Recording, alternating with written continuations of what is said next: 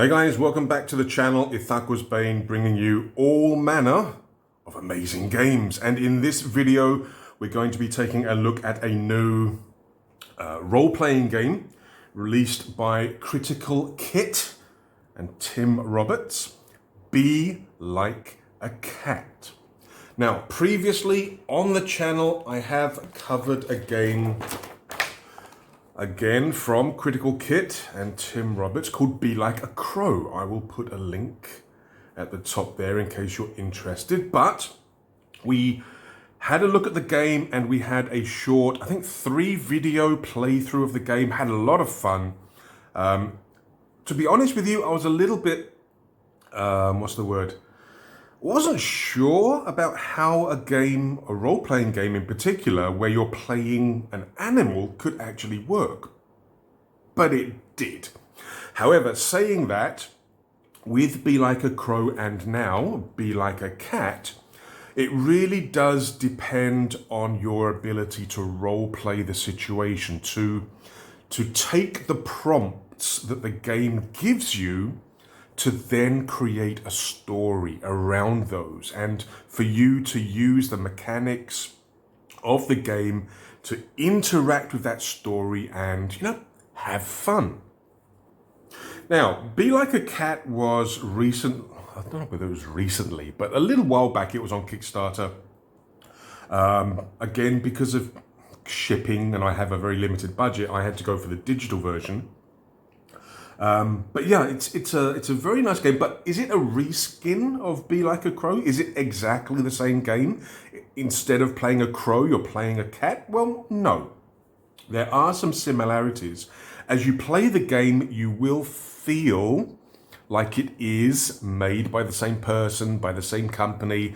There are elements of the game which do feel familiar, but at its core, it is actually a very different game, and the supporting components like the settings, the map, is very different. However, at this point, I would like to say something because it's a little peeve. Let's get the sort of negative out of the way first.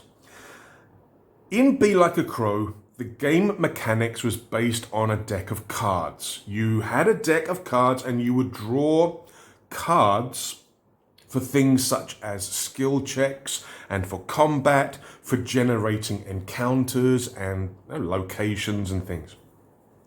My little peeve is that for some reason, I don't know why, Tim has decided for Be Like a Cat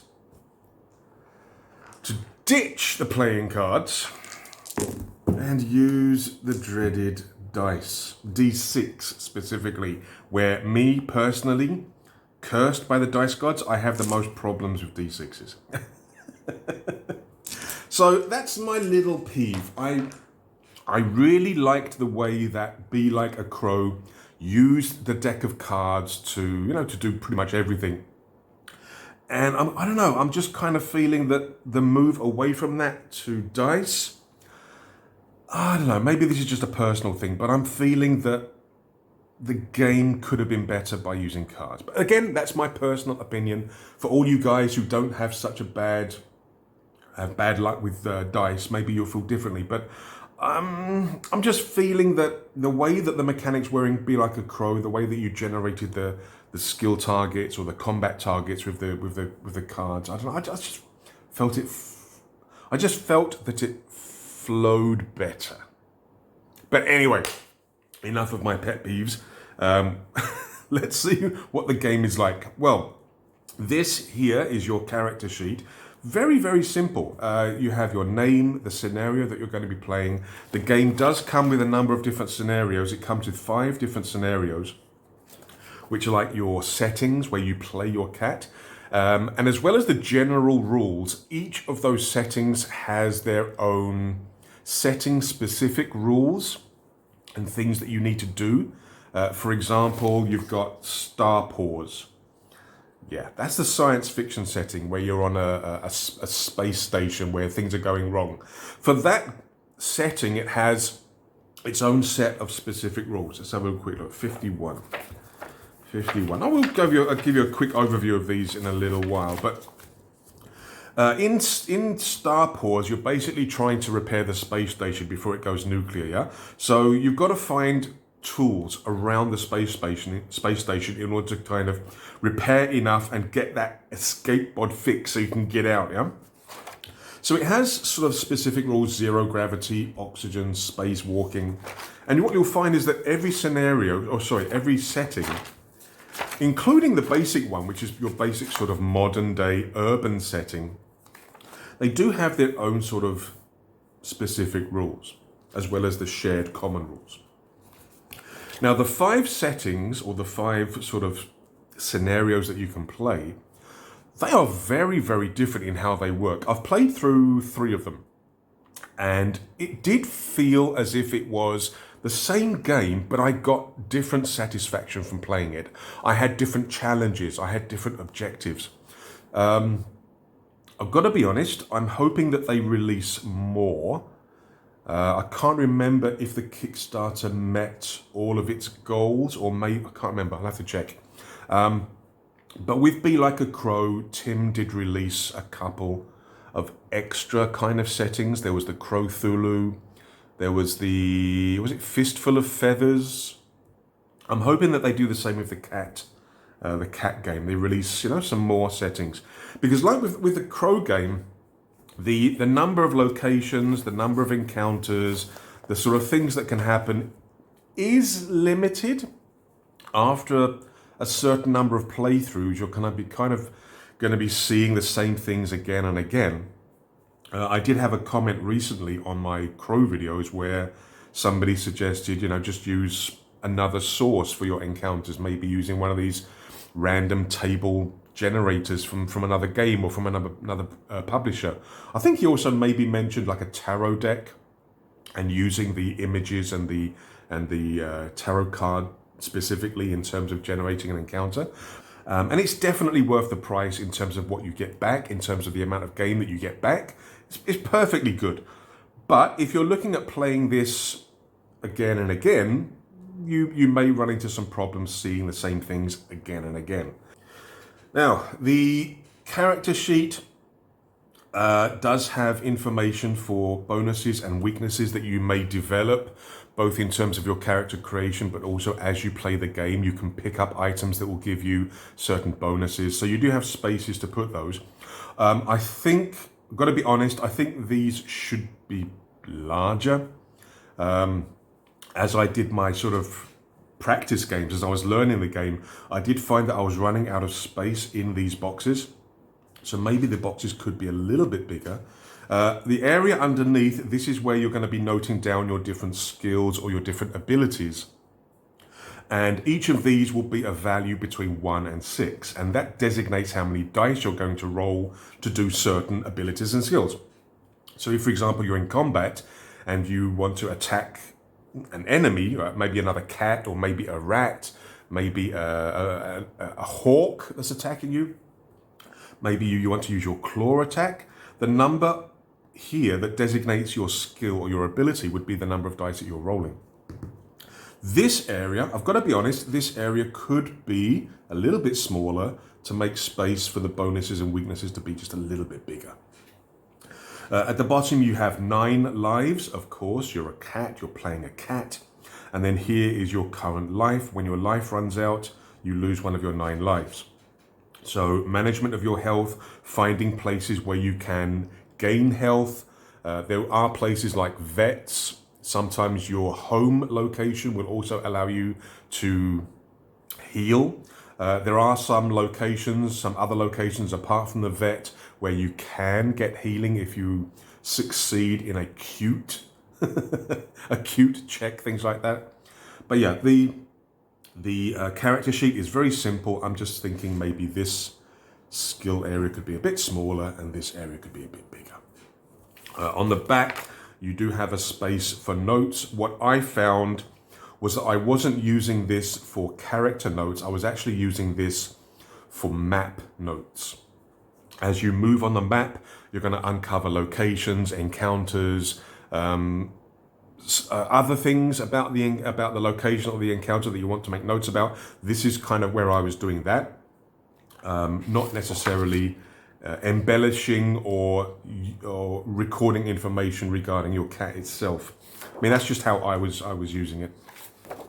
As well as that, you have your map. Now, in this game, you will be randomly generating locations as you explore and as you move on this grid. And once the grid is filled up, you will then do another grid and you'll link it on the sheet. You'll make a note of what sheet this is. Maybe this is sheet 2, this is sheet 1. If you fill all of this and then maybe you go in this direction, that's possibly going to lead to sheet 2. And then down here you'll put to sheet 1. And then again you'll explore and randomly generate the different locations. I've got to be honest, I'm not sure if I prefer this or the method that we had in Be Like a Crow. With Be Like a Crow, the locations, sort of specific locations, were kind of given to us on the map. So here, this was the steampunk one. You had the watchmaker district, you had the airport, the market, the mine, the penny quarter, the fort. All these kind of main areas were kind of on the hex map. In Be Like a Cat, you have this square grid. Now, with Be Like a Crow, you did have the major locations, but you could still find specific locations within there. As you generated encounters and when you generated events, sometimes it would tell you to, you find a location and you would then generate a random location within the map itself. But here, with Be Like a Cat, it is all randomly generated. There is nothing preset. So you could find a park, a woods, a market, a housing estate. You can find these locations, and sometimes it will tell you that it is a certain number of squares. So for example, if you found, I think it was the park, it covers a D6 by D6 area. So you would roll 2 dice and then fill that many squares with the park. But I'm not sure whether I prefer this or the way it was done in Be Like a Crow. I mean, obviously, in terms of aesthetics, this isn't as visually appealing as the maps that we had in Be Like a Crow, which was awesome. But I don't know, if you're going to be generating every single location, there's not too much that you can actually put on here without it interfering. But yeah, so this is your territory tracker, and you'll be using this to move around and find locations and find encounters. Now, I think the Kickstarter did also provide an STL, a 3D printing file, for a cat. And I did print one of the cats out. I'll include a picture of the cat up here. But yeah, I printed one out so that I can move it on the board. So I've got my little marker. When I played Be Like a Crow, I did use some tokens to move around on the map. I'll probably still be using the tokens to represent, encounters and enemies that I find in different locations. But for the actual player character, the pussycat that we're playing, they do actually produce this STL. This is actually resin print, but this is printed at 50%. I printed it at 50% so that it would actually fit within the squares. If you print it at 100%, it's going to be huge. It will actually overlap a lot of different squares on the sheet itself. So I printed at 50%. I based it on an old coin. This is a Malaysian 1 cent coin, just to give it a little bit of stability.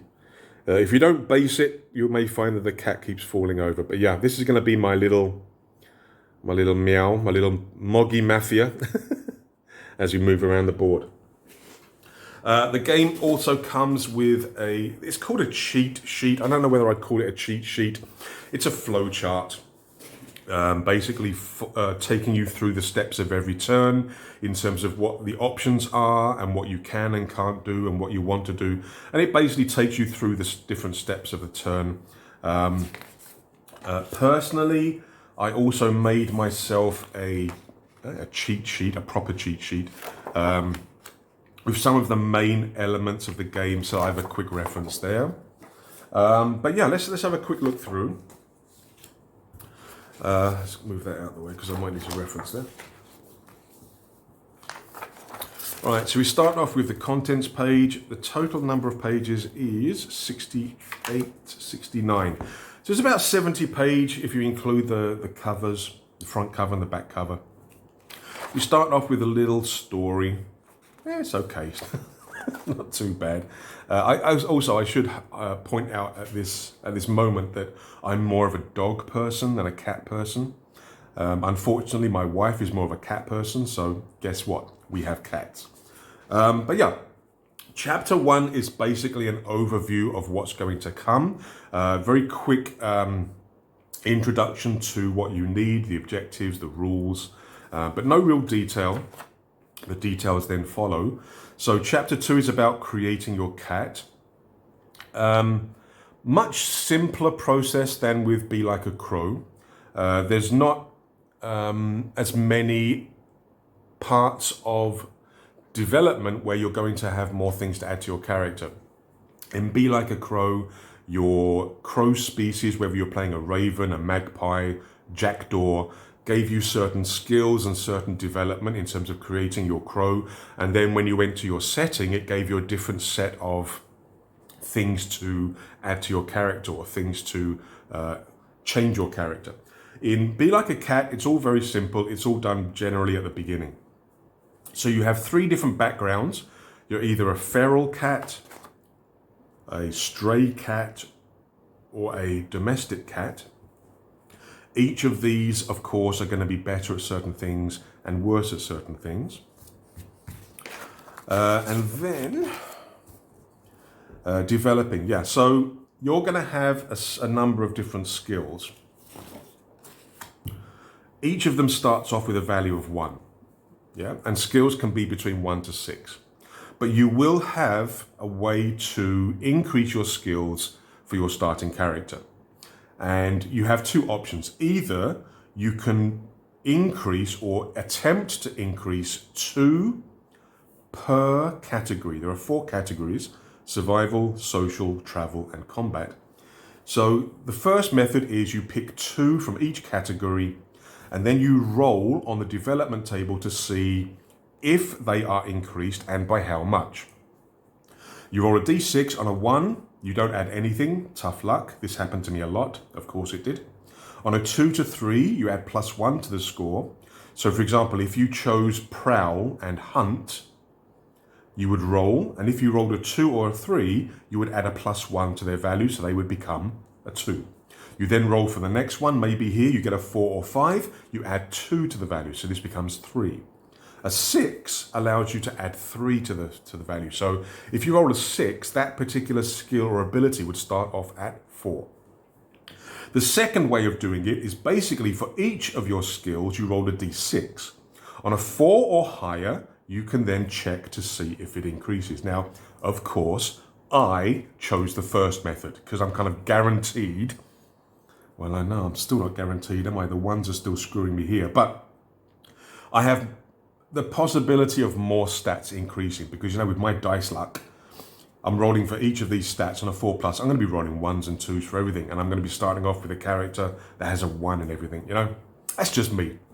But it does give you 2 options in terms of how to generate your starting skills and abilities. Your type of cat will also tell you in terms of bonuses and weaknesses that you start with. So for example, with the domestic cat, bonuses, and again, these are things that you'll be putting down in these areas here. Domestic cat, you are not as agile, bonuses. You're a master manipulator of humans, make all social checks with courage. So social includes these 4 skills here. Now, when it tells you to make checks with courage, what happens there is that once per skill check, you can re-roll any results that are not 1s. Yeah, it says here, you may re-roll any dice from your first roll that did not yield a result of 1. You can only do this once per skill check. So, with a domestic cat, whenever you're trying to be cute, trying to scare, trying to play, or trying to signal, you can re-roll any dice that did not roll a 1. Yep, just one time only, yeah, per skill check. Very useful in certain situations which require social skills. Powerful, you may think. Well, yeah, but there are weaknesses. If you have a good bonus, then you're obviously going to get a bad weakness. You're not as agile as you think you are. Make all balance and jump checks with timidity, right? So jump and balance. So you're not as dexterous as a feral cat. Now it says here timidity. Now timidity is the opposite of courage. It's like when you're making a check with advantage or disadvantage, yeah? So timidity means that any results of a 4 do not count towards your success. Now, normally, a 4, when you're doing a skill check, a 4 or 5 gives you 1 success. A 6 gives you 2 successes. A 1 will give you a -1 success. And what you do is you roll all of the dice for your particular skill. Any 4s or 5 give you 1 success. Any 6 gives you 2 successes. So, for example, if I'm rolling and I have a skill, let's say a climb of 3. I roll 3 dice for the skill check. Okay, in this case, I would be getting nothing for the 3. Yeah, a 2 or 3 gives you nothing. 2 4s would give me 2 successes, which generally means I pass the skill check. Now, if I had rolled this, where I had 2 4s and a 1, I would then get 2 successes -1, which is 1 success, which is a basic success. I still pass. If I rolled that, I fail the check. Now, if you're making a check with this timidity, any results of 4 don't count towards your success. So now, in that case, okay, so this would give me 2 successes and a fail. So that cancels out with that. I still get a success. But if I rolled like I did last time, these do not count as successes. They count as nothing. So I would fail the check. So where you have courage, you can re-roll dice except for 1s. On timidity, your 4s don't count. So you have another 1 in 6 chance of not succeeding. Right, so balance and jump checks for domestic cats have that timidity where you only succeed on a 4 and 6, yeah? When you fail either of these checks, I've also got to roll a d6. On a 1, your failure becomes a subject of a viral internet video. You know, all these cat videos on the internet. Now, in terms of the game mechanics, that doesn't specifically give you any kind of disadvantage. But in terms of you role-playing, journaling, and creating the story, that may hinder your progress in terms of exploring the territory, as maybe other animals or maybe humans recognize you and sort of try to interact with you, get in your way kind of thing. Yeah? So you have 3 types of cat, no different species. You've either got feral, stray, or domestic. All the different skills are explained on page 10. Then we come to the core rules. Now, the rules are pretty simple. There's a couple of things where, as you can see, I've kind of written in pencil a couple of things where I'm not exactly sure, but hopefully the designer will watch the video. I'm not sure whether he watched the Be Like a Crow videos, but maybe he'll watch these and maybe come back and sort of confirm things. But yeah, the core rules are fairly simple. Each turn consists of 4 different phases. First, move to a different location or stay where you are. Second, check and resolve any encounters in that location. Third, check and resolve any... Okay, they're called yes and events, but essentially they're just events. But what you'll be doing in each location, in each setting, like Urban Cat, you're going to have a locations table, encounter verbs and encounters, the yes and, these are essentially just events or maybe things that you find. Yeah, and that's it for the urban one. The other settings may have different tables as well. For example, the ancient Egyptian has curses and boons. So again, every setting is different. And then the 4th step is optional. You can try to take control of a location by marking it. And that, I mean, that's kind of one of the aims of the game, is to try and, I think, did he put it in the book? I'm pretty sure I saw it somewhere. To be a Moggy MAFIA. You're trying to take control of your territory, and you want your territory to grow. You want to be the big cat, the big Moggy. I don't know whether Moggy is just an English slang phrase or not. I don't know. But yeah, the game is very, very simple. Now, here's the first thing that I'm not sure about. It says here, for your first phase movement, unless this is your first turn, or a prompt from your previous turn specifies otherwise, you can move one location in any direction. But nowhere else that I can see does it refer to that first turn. So I'm assuming that in your first turn, you can't move. And if you don't move, you have to go to phase 3, the yes and. So what I'm assuming is that in your first turn, you're not moving, there's no encounters, but you do have to generate some kind of event for your starting square, your home square. That's what I'm assuming, because this is the only place that I can see. Again, I might be missing something where it references the first turn as being different. Also here, it references a D66 location table, when in fact it should be a 2D6.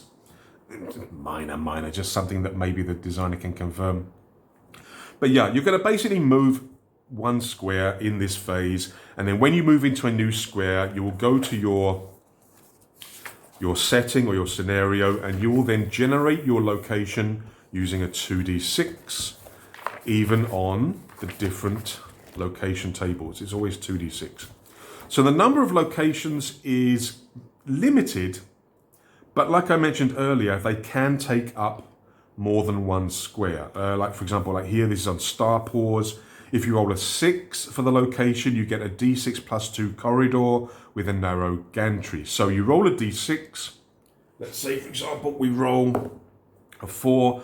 What we're actually going to find is a corridor, which is 4 squares. Now, it doesn't say that it has to be straight. So your corridor could have a corner, but it's going to be 4 squares in length. With the urban scenario, which is your sort of standard scenario, you can get, where was the park that I found before? Up here, number 3. So if you roll a 3 for a location, you get a D6 by D6 park. So you roll for location whenever you move, unless it's somewhere that you've already been to and you've already generated a location for.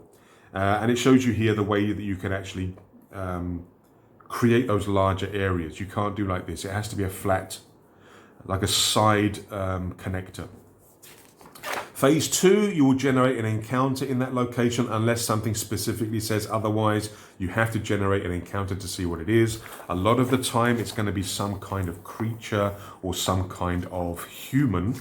However, with the urban cat setting or scenario, you do have these encounter verbs.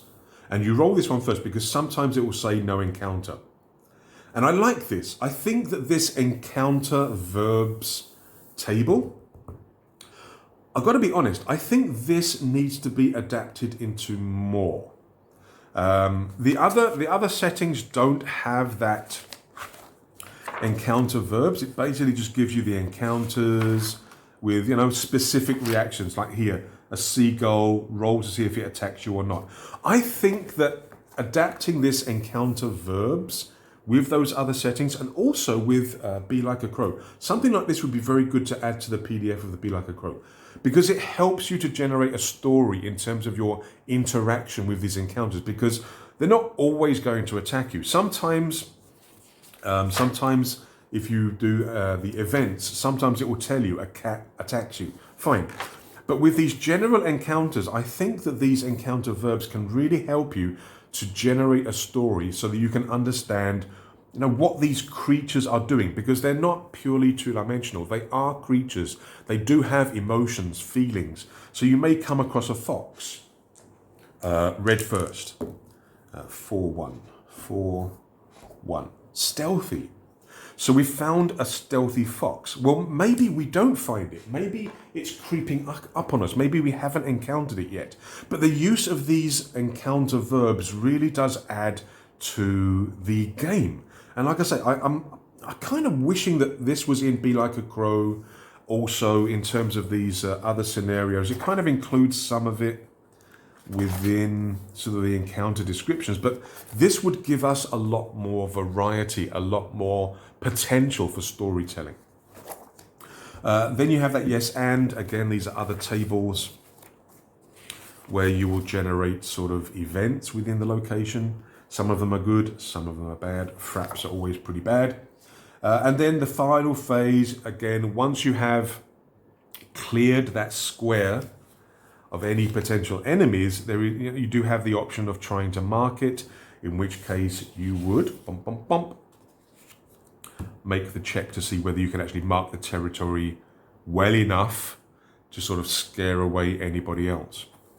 It's not always guaranteed, and sometimes you will get what they call a tenuous control, which means at the end of every session you've got to check whether you keep it or lose it. But the aim of the game is kind of to try to take control of the territory like a MAFIA boss, Moggy MAFIA. The tables, there are different ways of rolling on the tables as we've seen. Sometimes you're rolling a 2d6, sometimes you're rolling a d66, so you're rolling 2 dice. You designate which one is first, so maybe we say red is first. So you then go to the first number, and then you go to the second number. So now we've got Grumpy. For an encounter, again, it's a D66, red first. We get a 4, not a 4s, and a 6, a lizard. So yeah, there are different ways of using the dice in the game, as well as your skill checks and as well as combat. Speaking of which, we did mention earlier about how to do the skill checks. You're rolling a number of d6 equal to your skill value. You obviously have certain bonuses and weaknesses for some things. You will also have the courage and timidity sometimes. And then you will roll. Normally, a 4 or 5 counts as 1 success, a 6 counts as 2 successes, a 1 counts as a -1 success. You add up the number of successes and you can just check on this table here to find out how you did. -1 or less, abject failure, serious failure. Create something bad that happens. A 0, if you have 0 successes, it's a failure. 1 to 2 successes, you achieve your goal. On 3 successes or more, it's a resounding success. You can create a story in terms of what really goes well. And it also says here, make your next skill check with courage. So there are definitely benefits for rolling well. It doesn't happen to me very often. Fights, yes, combat. There will be a fair amount of combat in this game. Even with the use of those encounter verbs in the Urban Cat, I did come up across a lot of combat encounters. And like with skills, you're going to be rolling a number of dice for your attack, whether you choose claw, bite, or pounce. Pounce has a few little extra rules.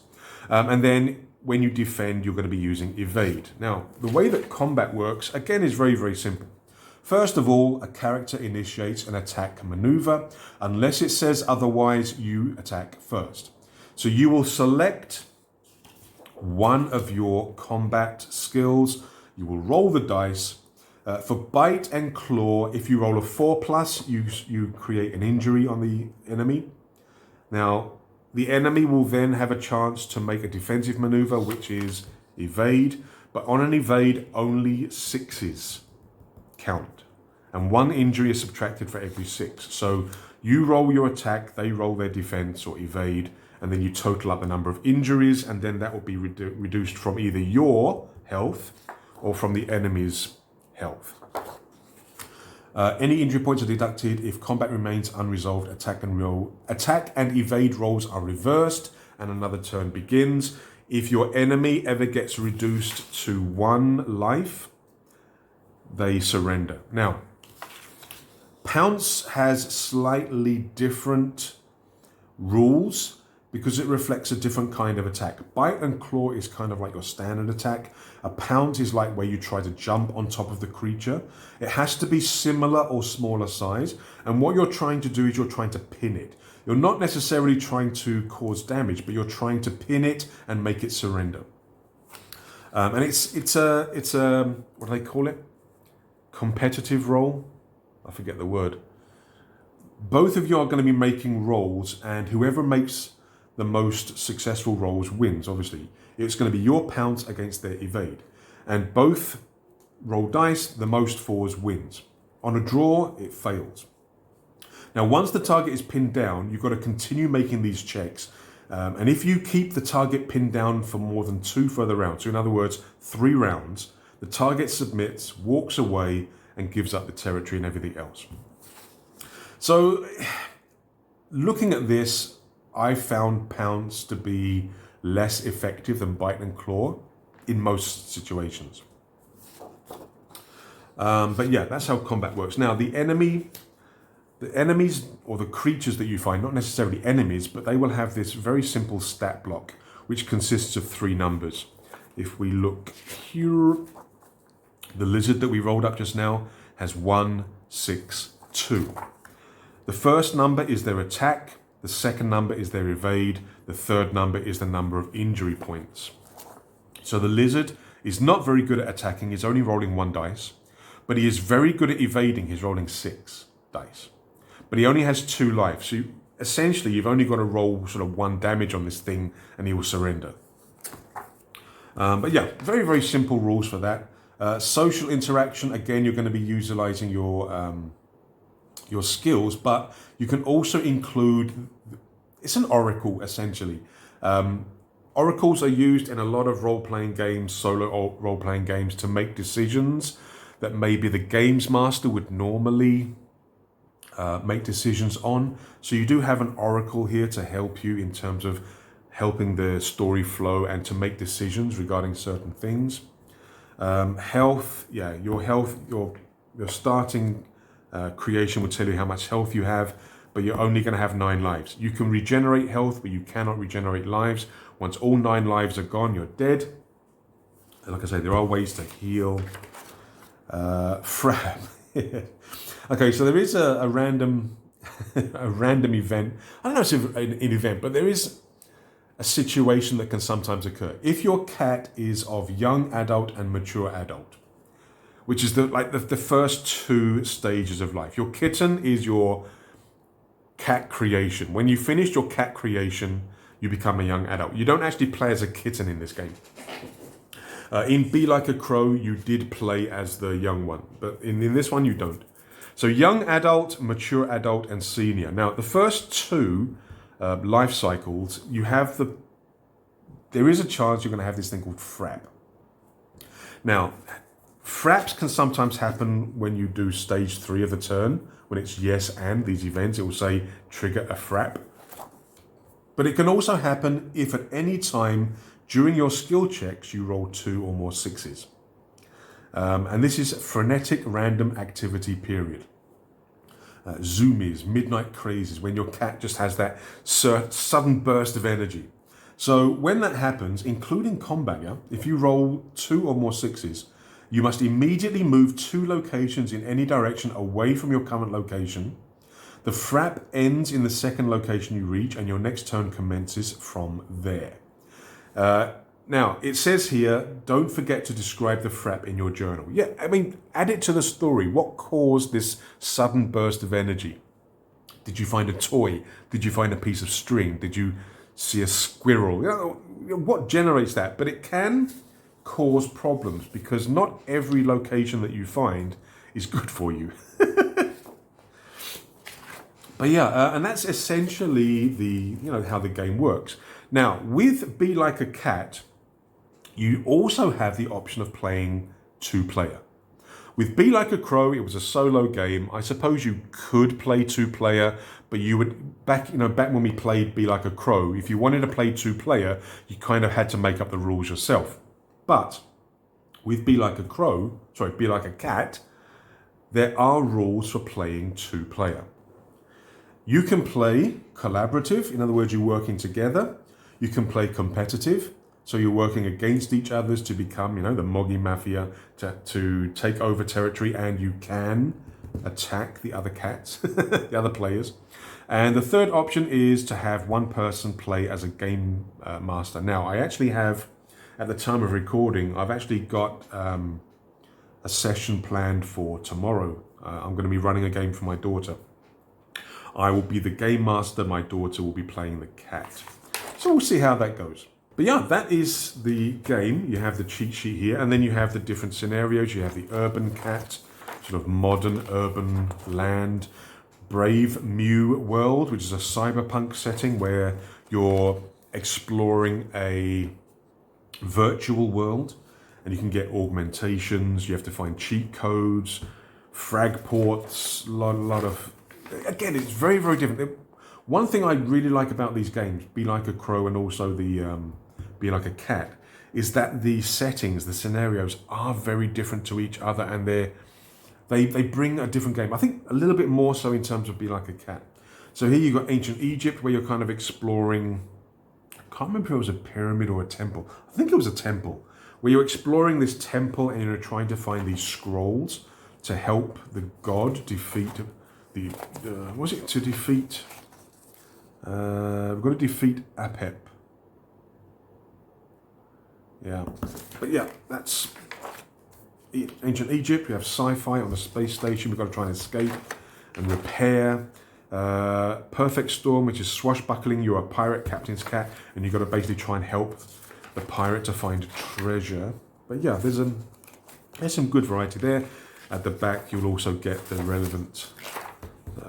relevant sheets, and also right at the back, there's an appendix about creating your own content in terms of creating your own scenario, different to these. Like I said, I'm hoping that Tim comes out with a few more, but there are rules for making your own. And yeah, that is Be Like a Cat. Right, let's do the outro. Let's give my final thoughts regarding Be Like a Cat. Yes, a different format. Normally I do the whole hands thing. I continue into the outro, but I'm thinking, let's have less hands. Maybe more of the mug. But yeah, Be Like a Cat didn't meet my expectations. It's a decent enough game, and I think a lot of people are going to like it, but I was expecting it to be more like Be Like a Crow. In that aspect, I feel that it is not as much a role-playing game as Be Like a Crow was, and it's more of a, I don't know, more like a sort of dungeon crawl kind of game where you're moving on a grid, exploring locations, doing encounters, events. The prompts that are provided don't give, again, this is just my personal opinion, in that the prompts didn't let me role play as much as I wanted to. It felt a little bit less helpful in generating the story. What you'll find is that in Be Like a Crow, there was a lot of opportunity where you felt engaged with the things that you meet, the creatures, the inhabitants. In Be Like a Crow is a lot of animals, but the descriptions in the encounters and the events kind of led you into interacting and role-playing and creating a story. Be Like a Cat, like I say, it's a good game. It's well worth trying, and I'm sure a lot of people may prefer it over Be Like a Crow, but it didn't generate as much. It didn't generate as much role-playing as I was playing it compared to Be Like a Crow. I mean, if I was to be frank, I would probably say that this game was more along the lines of D666 than Be Like a Crow. Again, as it kind of felt more as a dungeon crawl compared to a role-playing game. But still a good game. I still had a lot of fun. Another thing is that maybe this doesn't have as much replayability as Be Like a Crow. In Be Like a Cat, each of the settings kind of has a single objective, things that you need to do. And there doesn't seem to be much in the way of generating new objectives or sort of side missions. I played 3 of the scenarios or 3 of the settings in my prep as I was learning the game, and it kind of felt that I was on that single path. Urban Cat was very much about generating and controlling as much territory. I did the Egyptian one, where you're exploring the temple, trying to find the scrolls, and that's kind of the only thing you're trying to do. So I kind of have mixed feelings about this game. I like what it is, but I expected more. Also, in terms of the production, I feel that Be Like a Crow has a higher production value in terms of the use of color, in terms of the maps. Be Like a Cat is very, what's the word, monochrome? Black and white, grayscale. There's very little color. In the book itself, there's only one place where there's actually color, and that's where it shows you the different ways of grouping the buildings that you find, and that's on the crosses and the ticks. Now, I've got nothing against black and white. I print a lot of my PDFs black and white to save ink, and I always like PDF products that do provide a print-friendly version. It's just that when you compare with Be Like a Crow, Be Like a Crow was print-friendly. It didn't have a lot of color, but there was the color artwork on the different scenario sort of title pages, and within the book itself there were splashes of color here and there. And I don't know, I just feel, I don't know, maybe more work was put into Be Like a Crow. I don't, like I say, it's just my personal opinion. I definitely think this is a game worth a look, especially if you're a cat lover. And it can be a lot of fun. It's just that I was kind of expecting more. So overall, I would give this game a thumbs up. I'm glad that I backed the project. I'm glad that I have the game. I'm glad that I have played it. But I would probably play Be Like a Crow more. Sorry. So anyway, guys, that is a wrap up of this. I don't have the time at the moment to do a playthrough for Be Like a Cat. I have a couple of other games that I really have to get done quickly. Maybe in the future I'll do a playthrough of Be Like a Cat if I have a chance. But I do have a couple of other projects I've really got to get going on. So hopefully this video will be enough for you. For you guys. Like I mentioned, it is definitely worth a look at if you enjoyed Be Like a Crow, if you watch my videos, if you purchase the game, if you enjoyed the game, you'll probably like this, but don't expect the same thing. The change from cards to dice also, I've got a bit of a bias towards that. I like games that try something different. So I don't have a lot of luck with dice, but I do like seeing other games utilizing other methods such as cards, tarot, and things like that. Even using different dice. I get a kind of a bit fed up where every game is using D6, for example, yeah? But yeah, those are just my personal opinions and my wrap up here. So hopefully you enjoyed the video. Hopefully it gave you a good understanding of what this game is. Be Like a Cat, definitely worth a look. So, thank you very much for watching, and until the next video, take care, stay safe. Cheers.